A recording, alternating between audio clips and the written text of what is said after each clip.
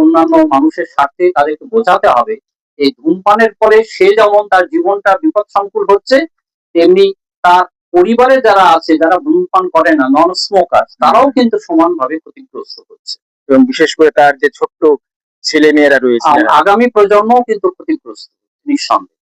কিন্তু তাদের মুখ থেকে শোনা যায় যে না, এটা আমার পক্ষে ছাড়া সম্ভব হচ্ছে না। এটা কি ছাড়ার কোনো রাস্তা রয়েছে, বিকল্প? আমি সবসময় আমার পেশেন্টকে আমি বলি যে ধূমপান যখন আপনি শুরু করেছেন আপনাকেই ছাড়তে হবে, এই আত্মবিশ্বাস আপনার থাকবে। সুতরাং ধূমপান ছাড়ার জন্য অন্য কোনো রাস্তা আমি বলবো না, আমি তাকে বলবো যে ধূমপান তো তুমি যখন শুরু করেছো তোমাকেই ছাড়তে হবে, এই আত্মবিশ্বাসটা তোমার উপর থাকবে।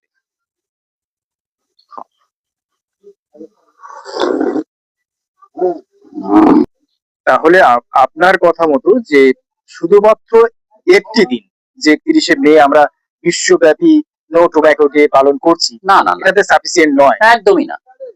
আমাদের 365 দিন এই প্রচারটা সাধারণ মানুষের কাছে পৌঁছে যাবে।